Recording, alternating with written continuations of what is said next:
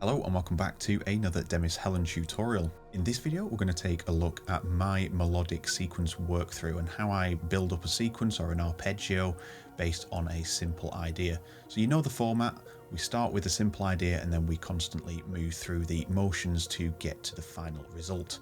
Keeping a copy of the previous idea beforehand in the project so that then we can revert back to something if we make a mistake and we don't like what we see. And before we get started, if you like what you see in the video, don't forget to hit subscribe so you get to see other content that I am posting over the coming weeks. And also, if you have anything to add to the video or any questions about this video, let me know down in the comments. Okay, so let's take a look at how I would come up with an idea. So I have no idea how I'm going to create this melody right now. And sometimes I'll just play this on the keyboard, but that wouldn't be very intuitive for you guys just to see a load of notes just flashing here on the left hand side. So what I'll do is I'll start drawing some notes in and we'll see what we can get as an idea.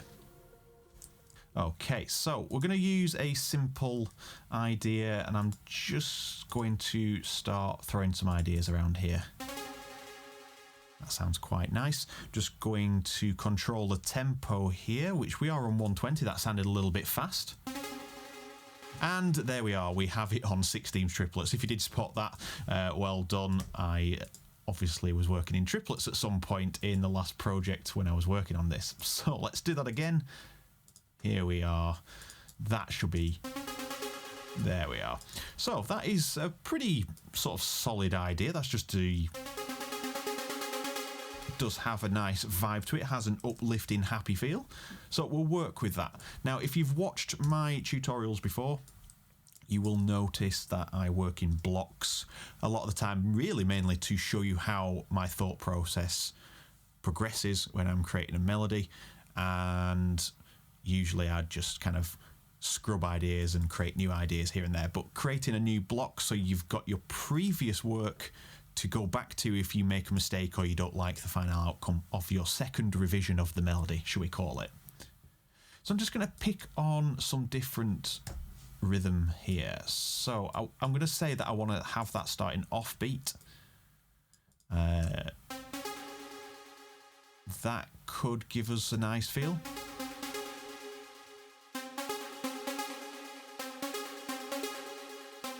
Sounds like a good intro piece, that does.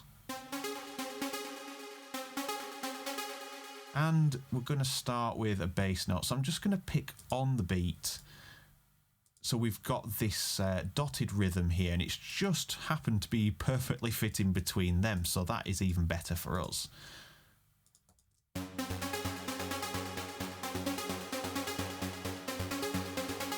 So we could build a good idea out of that. That is not the direction my brain was taking it initially, but you can see I'm just messing around with different spacings, different gaps, and just putting them two in their positions actually worked perfectly for a dotted rhythm to fit in between here.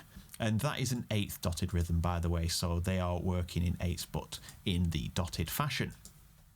So we could make the spacing again like this, so we have a gap between each where this now is not so linear. And we could do it like that.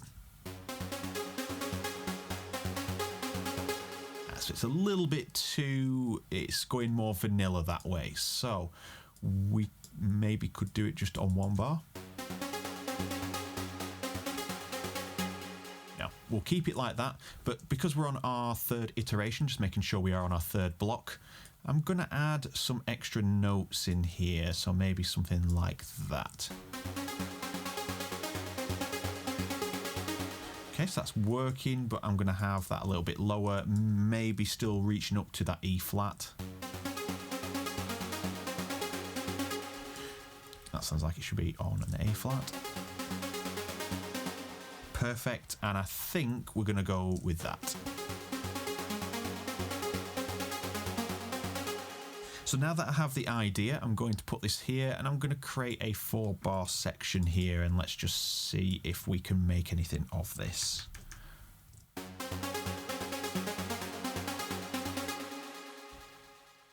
Okay, so I can hear that rising to there, and I think the bass is going to hit here.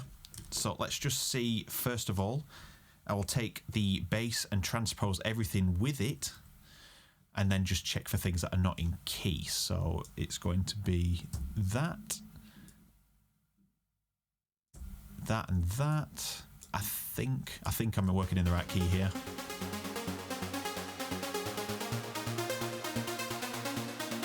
So I'm just going to put these onto there.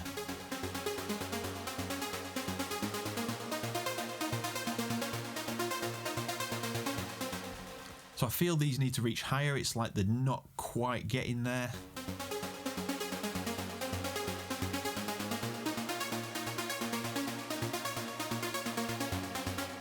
And then for this last bit, it sounds like it should just drop, just to give it that interest, keep that flow going. So it ends on A flat there. So let's have a B flat on that section and put that to B flat.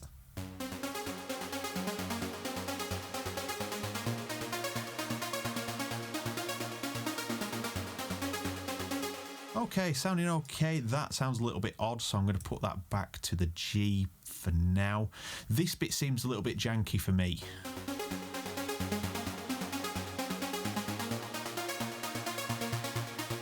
So possibly it just needs to start from a lower note.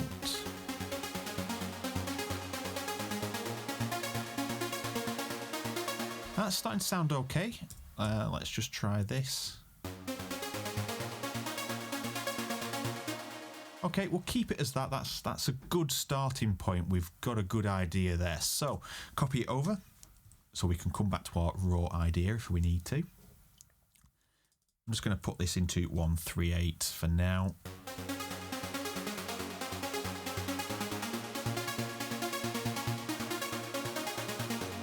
So I think this needs to change here, because it's a little bit monotonous. It needs to have a little vibe of change. And you can see here that G and A, so these are actually A flat and B flat, are not following the bass here. So the bass has moved to the A flat and it's still started on the A flat. So I'm just going to move it up like I have transposed it first, and I'm going to put that onto the D flat there.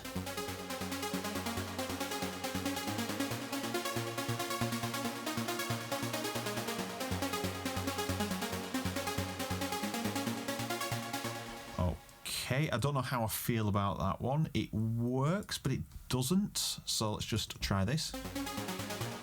No, definitely not. So I think the A, so the B flat is working, but I think it's just the distance between them. Let's give that vibe.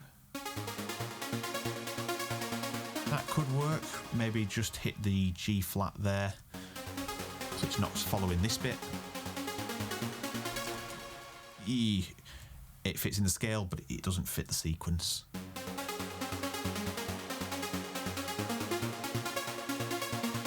Possibly now that we've got that up there, we could actually have the E flat there. That works. That's better. Okay, so we've got our third version there. Let's jump into this one, and this one I feel like I want a roll, and it doesn't matter if these notes are going to overlap. So let's just try that.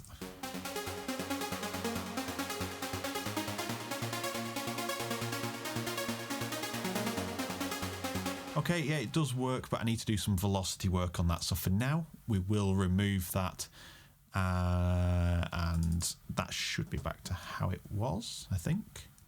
There we are. All right, so we're going to add some depth then instead. So for now, I'm just going to take this and offset it 1 octave down, but offset it 1/16 to the right. And that's going to give us a bass already created that are in the gaps of all the other notes, and it's not overlapping into other bars. And that'll just give us a bit of depth and idea of how this is going to roll with our trance bass.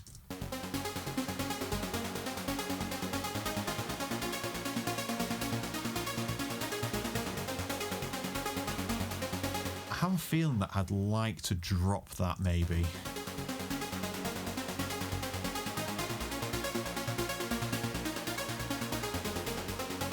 Okay, that sounds nice. That could be maybe an 8-bar idea now. So if we just extend that and glue it, the first one doesn't drop.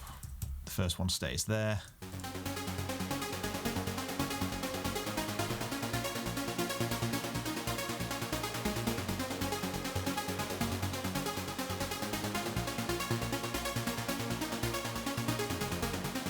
Beautiful.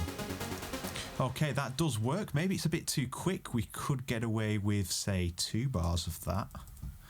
Let's just listen to from here.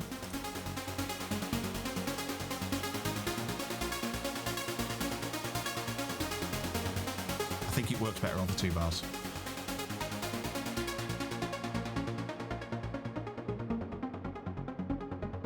Sounds beautiful closed as well.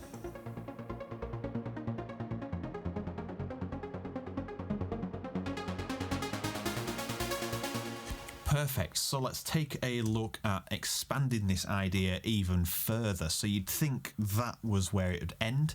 Now I'm going to take a look at actually creating some velocity sensitivity in there and just generally trying to get a little bit more of a vibe from it instead of it just being all hammering at this 100% velocity, or should we say 100 velocity out of the 127. Okay, so let's focus on the velocity. So this is already velocity sensitive. So let's just start with the bass, and I'm going to pick these lower notes as I want them to be quieter. So let's pull them down to there for a second. So now it just sounds like we've got these notes playing.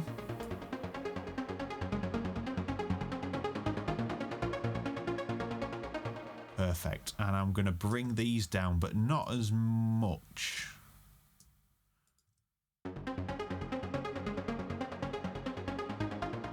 Beautiful. And now this is floating on the top of our bass layer, and we can actually start to get a better idea of how this is going to sound.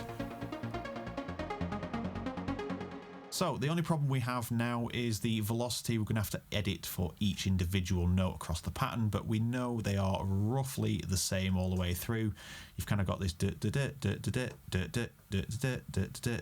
it's the same pattern over and over. It's just in different places, obviously, on our notation. So what we can do here is we can select our notes, so we're not editing anything else. And we can say these ones, we don't want them to be as prominent, so I'm just going to bring their levels down. Perfect. And I'm just going to bring the level of these ones down so we get kind of a little bit of an elevation. So now you can hear these 2 notes really stick out like a sore thumb. And we want them to be a little bit more less intense, so I'm going to bring them down just slightly lower than these ones. Perfect.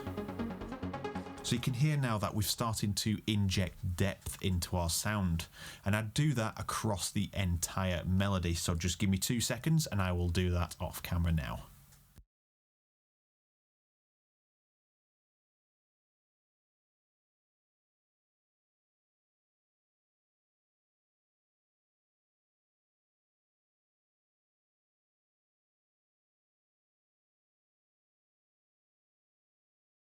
Okay, we have done it for the first portion, and as the second portion is currently a replica of our first portion with a different bass line ending, we can just copy and paste them over to save time. So now we've got a fully velocity sensitive piece. Now the things that are being controlled in, we've just missed this note here.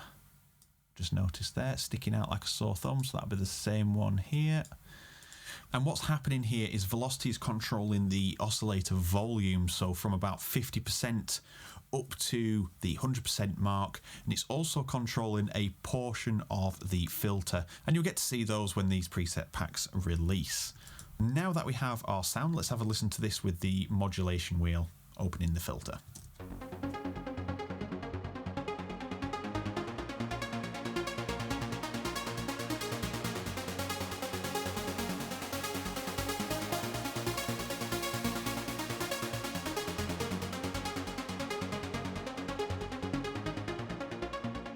And there we have it. That is the end of the video. This is our work through to creating a final melody that we can start building a track around. So if you did enjoy the video, please let me know down in the comments. Hit the like button and the subscribe so you get notified when I upload these videos on various musical topics. Thank you very much for watching. I will see you in the next video. Take care.